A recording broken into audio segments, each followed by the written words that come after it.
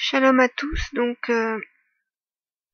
ce soir je viens vous faire un audio pour répondre aux commentaires de Aïcha, comme je te l'ai promis. Donc Aïcha, je vais te parler de la repentance ce soir, essayer de te donner mon témoignage en ce qui concerne le processus de repentance. Et je vais répondre donc à ton commentaire, celui que tu m'as donc adressé aujourd'hui. Tu dis que c'est le Père qui attire les hommes à son Fils. Et les autres, que doivent-ils faire s'ils ne les appellent pas? Sont-ils donc condamnés? Donc je vais te répondre. Si je dis que c'est le Père qui attire tous les hommes aux pieds de son Fils pour qu'ils se repentent, c'est parce que Jésus l'a dit lui-même en Jean 6, chapitre 6. Et verset 44, il a dit « Ne murmurez pas entre vous, nul ne peut venir à moi si le Père qui m'a envoyé ne l'attire, et je le ressusciterai au dernier jour. » Alors je vais te répondre, surtout, tous les hommes sont appelés au salut. Sache qu'il n'y a pas d'exclus. Dieu appelle tous les hommes à la repentance.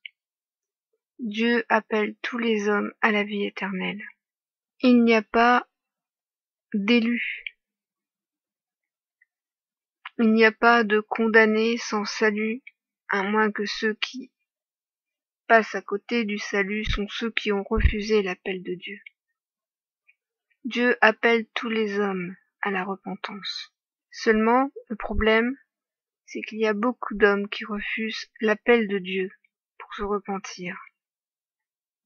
Parce qu'ils ont le cœur endurci, parce qu'ils ont les oreilles endurcies, parce qu'ils ont l'amour de leur péché. Alors moi, j'ai été pécheresse comme tout homme. Et quand je vivais une vie de péché, je n'avais pas l'impression de vivre dans une vie de péché. J'étais dans l'ésotérisme, j'étais dans le New Age, j'étais dans l'occultisme. Et pour moi, c'était spirituel, pour moi, je cherchais Dieu là-dedans. Et j'avais l'impression de cheminer avec Dieu dans ces chemins spirituels de perdition. Je ne savais pas que j'étais dans le péché. Alors c'est vrai que beaucoup d'hommes ne peuvent pas se repentir parce qu'ils n'ont pas conscience de leur péché. On peut avoir le désir de se repentir, mais il faut faire la différence et essayer de savoir si ce désir vient de nous ou si c'est une volonté qui vient de Dieu, parce que c'est Dieu qui donne à l'homme la repentance. C'est un don que Dieu fait à l'homme. Pourquoi? Parce que c'est bien son œuvre, c'est bien lui qui attire les hommes à son Fils, pour qu'ils se repentent. Alors comment Dieu vous attire à son Fils pour que vous puissiez vous repentir? Alors je vais vous raconter mon témoignage. Il faut que vous sachiez que, à l'âge de 20 ans, j'ai été gravement malade d'une maladie auto-immune. J'ai été 2 ans hospitalisée et j'ai failli mourir. Donc, en gros, on m'a rendu à mes parents me disant que j'allais mourir. Bref, je vais vous passer les détails de ces 2 ans. J'ai fait appel à Dieu à cette époque-là parce que j'ai toujours été croyante. Et je lui ai demandé de me guérir, de me sauver, de me donner la vie, de pas me laisser mourir. J'avais confiance en lui. Et il m'a relevé, ce jour-là, il m'a relevé. Et pendant que j'étais malade, un jour j'ai eu une vision de Jésus. Alors que je mangeais à table, j'étais seule à table en train de manger un repas. Il était soir. Et j'ai vu Jésus devant moi souriant. Une vision. Et dans cette vision, Jésus ouvrait sa tunique blanche et me montrait sa poitrine et son cœur à l'intérieur. Puis, il s'est avancé vers moi. Il n'a pas dit un seul mot, il était juste souriant. Et il a plongé sa main droite dans ma poitrine. Et il a pris mon cœur en pleine main. Et il l'a pétri de sa main droite. 3 fois. et il m'a montré mon cœur, qui devenait comme un bouquet de fleurs, rempli de fleurs, de très belles fleurs, de toutes les couleurs. Et il était heureux. J'avais 20 ans à l'époque. Aujourd'hui, j'en ai 48. Je me suis repentie en 2015. Donc je n'ai compris cette vision que 25 ans plus tard. Je ne connaissais pas, je ne comprenais pas, et je me suis même demandé à certains moments si c'était des fausses visions, parce que pour moi ça n'avait aucun sens. Je doutais de cette vision. Et le jour où je me suis repentie, j'ai vu le fils dans mon salon, mais je ne voyais que ses pieds et que le bas de son manteau. Et je n'ai eu qu'une envie irrésistible, c'est me jeter à ses pieds, tenir le bas de son manteau, me jeter à genoux devant lui et me repentir. Et ce que je ne savais pas, 2 minutes avant, c'est que j'allais me repentir, que j'allais faire cette chose. Parce que cette envie irrésistible m'est venue d'un coup comme si j'avais été poussée par l'Esprit de Dieu à me repentir enfin de tout. Et j'avais un sentiment de vouloir en finir avec cette vie de dissolution, cette vie de péché. Je comprenais exactement pourquoi Jésus était devant moi et ce que je devais faire, comme si j'avais été préparée pour cela, parce que le Père vous prépare à la repentance. Et ce jour-là, j'ai compris, quelque temps plus tard, quand j'ai commencé à fêter les fêtes de l'Éternel et la fête des pains sans levain, j'ai commencé à comprendre ce qu'est le levain dans la parole de Dieu. Le levain, c'est le péché. Le levain qui est dans la pâte fait lever la pâte. Et il y a la fête des pains sans levain, qui a cette signification, c'est que on retire le levain de la pâte parce qu'il faut retirer le péché de la pâte. D'ailleurs, Jésus a dit, méfiez-vous du levain des pharisiens. Et j'ai compris en réalité ce que Jésus avait fait il y a 20 ans, en pétrissant mon cœur, comme une pâte, comme la pâte d'un pain.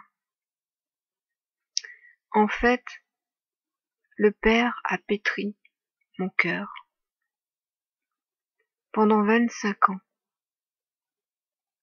Pendant 25 ans. Vous imaginez comment Dieu est patient avec un pécheur? Pendant 25 ans. Pour en faire sortir tout le levain. Et je dis bien tout le levain. Et il faut du temps parce que nous avons une multitude de péchés. Et pour que vous puissiez vous repentir, il faut que tout le levain puisse être sorti de la pâte. Il ne faut plus qu'il reste une seule petite poussière de levain. Tant qu'il reste une petite poussière de levain dans votre pâte, votre cœur n'est pas prêt à la repentance.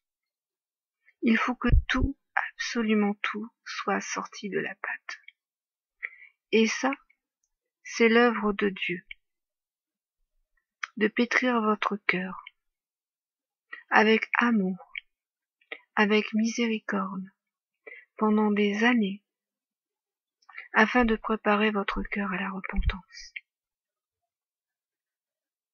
afin de vous faire voir ce qui sort de votre cœur, parce que c'est cela aussi, se repentir, c'est prendre conscience de son péché. Il y a une révélation dans la repentance, celle de prendre conscience de son péché. Alors il y a des hommes qui sont prêts à regarder leurs péchés en face, prêts à les accepter,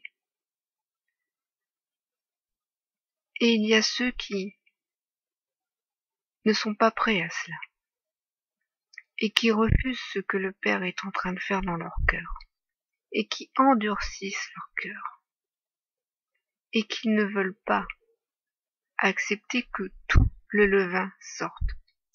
Parfois, certains hommes acceptent que quelques grains de levain sortent, mais ils préfèrent en garder d'autres parce qu'ils les aiment.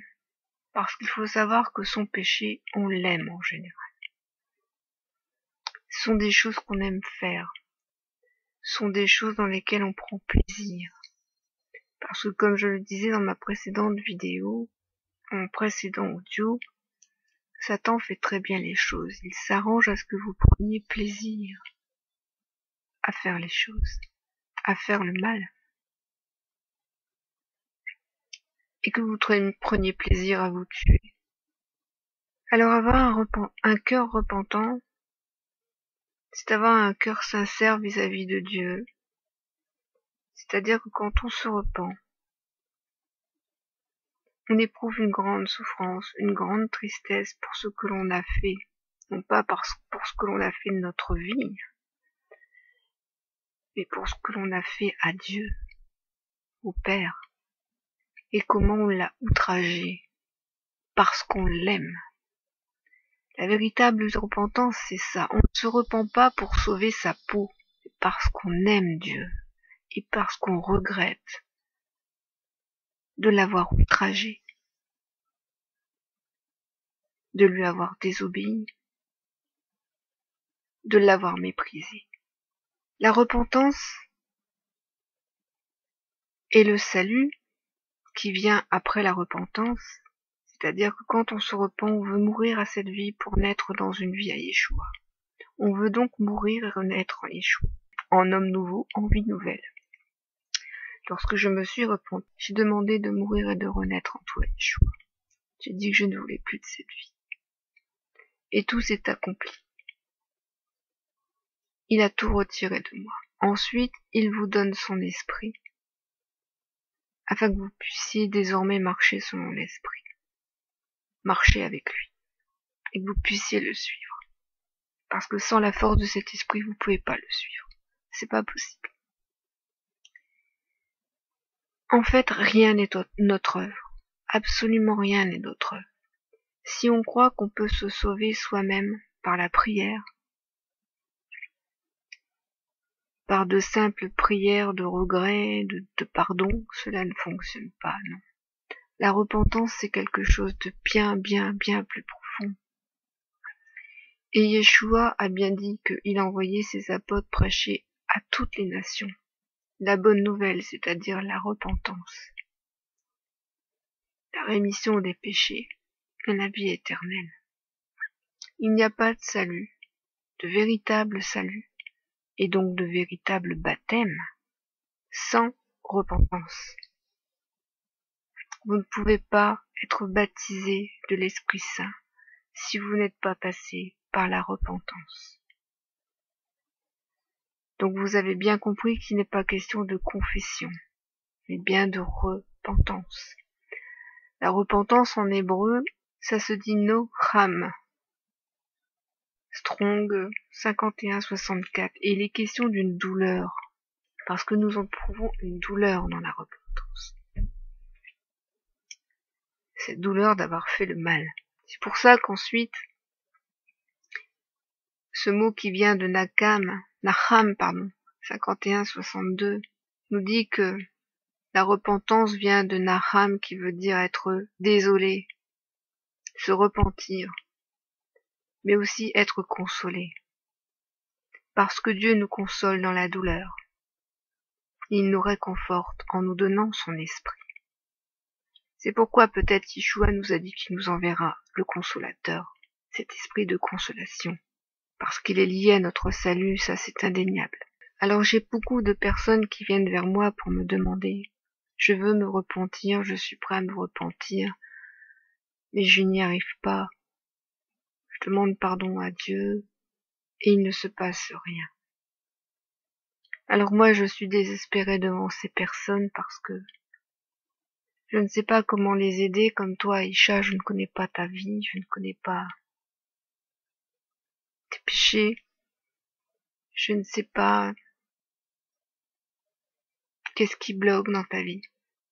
Parce qu'il faut savoir que parfois nous avons beaucoup de péchés, mais nous ne croyons pas que ce sont des péchés.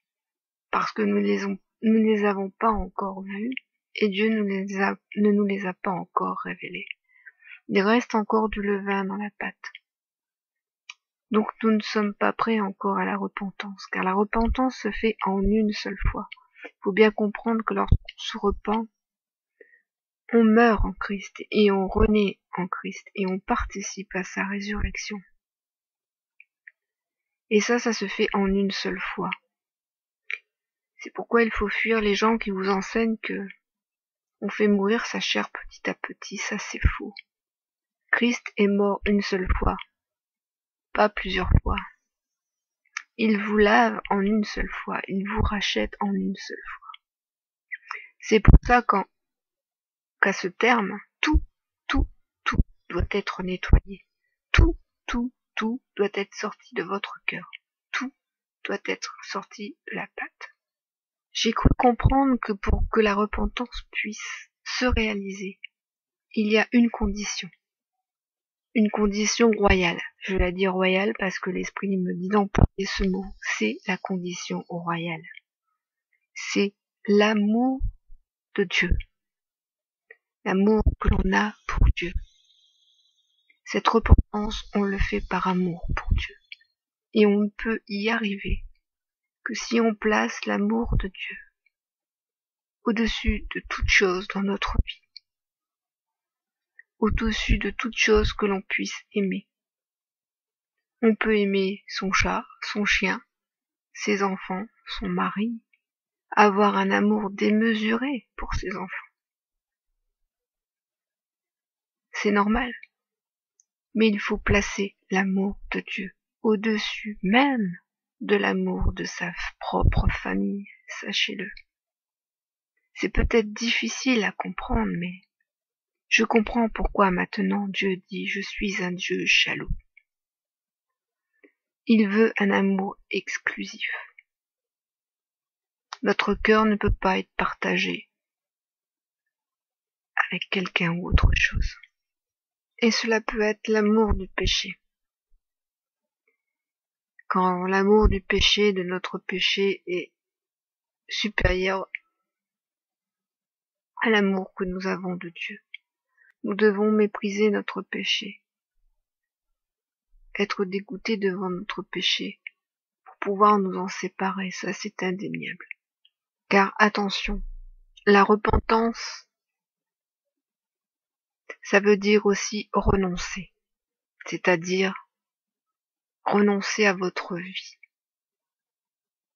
renoncer à tout pour Dieu, pas seulement à votre péché, mais à toute cette vie adamique dans laquelle vous êtes nés selon la chair. Et cela, Dieu sait si vous êtes prêts à renoncer à tout pour le suivre. Et c'est bien ce que Jésus nous a enseigné à un homme qui disait qu'il voulait le suivre, et il lui a dit « Vends tout et suis-moi ». Et il a été incapable de le suivre parce qu'il n'était pas capable de vendre tout. Il était riche pour suivre Jésus, les poches vides. Alors moi, je vais vous dire que lorsque l'on est à nouveau, notre vie est sacrifiée pour Christ et pour le Père. Elle n'est pas crucifiée, elle est sacrifiée. Crucifiée, c'est un terme religieux. C'est un terme abominable. Il est question de sacrifice. Et Dieu nous demande le renoncement à notre vie présente. Êtes-vous prêt à renoncer à votre vie présente? Car le repentance, c'est un changement de vie total. Je dis bien total. Ce n'est pas juste arrêter de faire le mal pour faire le bien. Non, c'est un changement radical. Radical. Tellement radical que votre entourage ne comprendra pas ce que vous êtes devenu. Et que même tout votre entourage, votre propre famille sera capable de vous rejeter parce que Vous n'allez plus regarder la télé, vous n'allez plus manger telle chose, vous n'allez plus sortir le samedi, vous n'allez plus faire vos courses le samedi puisque vous allez faire Shabbat. Vous allez avoir une vie que les autres qui ne sont pas repentis ne comprendront pas. Car cette vie est un renoncement à la vie du monde. Alors est-ce que l'homme est prêt à tout sacrifier, tout abandonner pour suivre Dieu? Ne plus avoir aucune attache à cette vie, c'est-à-dire Dieu l'a fait avec moi, il m'a travaillé pour voir mais il savait que j'allais être capable de le faire, je pense qu'il savait déjà à l'avance parce qu'il connaît notre cœur. Est-ce que tu es capable de renoncer à tes finances? Est-ce que tu es capable de renoncer à des amis? Est-ce que tu es capable de renoncer à tes biens matériels? Est-ce que tu serais prêt à renoncer à ton travail pour suivre Dieu? À te retrouver sans argent pour suivre Dieu? À devenir misérable pour suivre Dieu? C'est un sacrifice et un renoncement à soi-même pour servir Dieu. C'est ça la dimension de la repentance. C'est pas un simple pardon, un simple « Oh Père, je te demande pardon ». Non, c'est bien plus profond que cela. Et le Père ne va pas vous amener à la repentance s'il sait que vous ne serez pas capable de vous sacrifier pour lui et de sacrifier cette vie présente pour lui. Voilà la dimension de la repentance, la véritable repentance, celle qu'il attend de vous, celle qu'il veut de vous, afin que vous croissiez dans une vie nouvelle, avec un esprit nouveau et un corps nouveau, un corps qu'il va préparer pour sa gloire, afin que vous deveniez son temple. Voilà ce qu'est la véritable repentance. Et les enjeux de votre repentance. Donc il n'y a pas de retour en arrière possible, attention. Il n'y aura pas de retour en arrière possible. Parce que vous allez avoir l'esprit. Et l'esprit va vous interdire de repartir en arrière. Et il va vous donner toute la force nécessaire pour que jamais vous ne puissiez repartir en arrière. À moins de renoncer délibérément à la grâce que vous avez reçue. Il y en a qui retournent à leur vomi, a dit la parole. C'est possible. C'est possible de retourner à son vomi. Mais alors là, il n'y a plus de sacrifice, parce que vous avez utilisé le sacrifice du Fils. Et en faisant cela, vous foulez aux pieds le sang du Fils de Dieu. Donc, il n'y a plus de sacrifice pour vous. Vous êtes perdu. Donc c'est un point de non-retour. C'est s'engager et ne pas pouvoir prétendre ne pas tenir son engagement. Comprenez l'importance de cette repentance. Et pourquoi il y a tant de fausses repentances? Pourquoi il y a tant de faux baptisés? Pourquoi il y a tant de gens qui pensent et ont la conviction d'avoir reçu l'Esprit Saint parce qu'ils ont été baptisés par des hommes, mais qui n'ont pas reçu l'Esprit Saint, qui n'ont pas été baptisés parce qu'ils ne sont pas des cœurs repentis. Car ce que Dieu demande à l'homme, c'est qu'il ait un cœur repentant et qu'il sacrifie sa vie pour lui. Voici la dimension véritable de la repentance. Celle que j'ai compris aujourd'hui. Celle que j'ai compris aujourd'hui. Car plus les années passent, cela fait 3 ans que je suis né à nouveau, plus les années passent, plus l'esprit me dépouille de tout ce que je possédais ici-bas, me dépouille de tout ce qui pouvait avoir une attraction sur moi. me dépouille de tout ce que je considérais comme une richesse, comme même une sécurité. Parce que ma seule richesse est les richesses célestes, les richesses de l'esprit, les richesses du royaume. La seule sécurité, c'est l'Éternel. Ma seule maison n'est pas une maison de pierre ici-bas. Ma maison, c'est l'Éternel qui est ma maison, ma demeure, ma tente, sous laquelle je suis abrité. Je sais aujourd'hui que je serais prête à tout autre renoncement, si Dieu me le demandait. S'il me demandait de quitter mon travail, je quitterais mon travail, car mon seul désir aujourd'hui est de servir Dieu et de le suivre. Les apôtres suivaient Jésus, parfois même sans souliers. J'ai lu ça dans la Bible. Parfois ils n'avaient même pas de souliers à leurs pieds. Parfois ils n'avaient même pas de sac. Ils n'emmenaient rien avec eux. Ils partaient les poches vides. Parce que Dieu allait subvenir à tout ce dont ils allaient avoir besoin et mettre sur leur chemin des personnes qui allaient leur donner tout ce dont ils allaient avoir besoin. Le toit, la nourriture, les souliers, tout. Et je sais aujourd'hui que cela est véritable, et je sais que beaucoup de chrétiens seraient incapables